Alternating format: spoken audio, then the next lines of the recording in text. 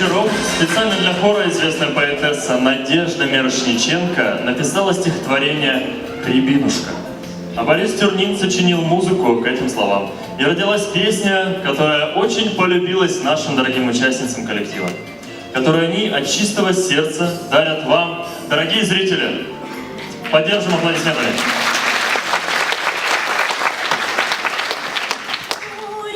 Горько плакала вначале, сладко стало после слез.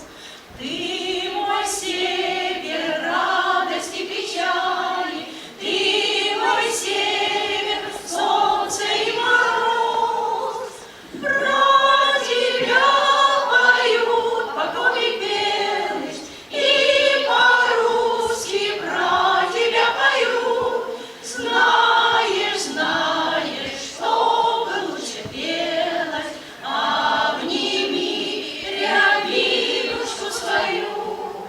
Я люблю рябиновые бусы, палисады в кружеве рябин.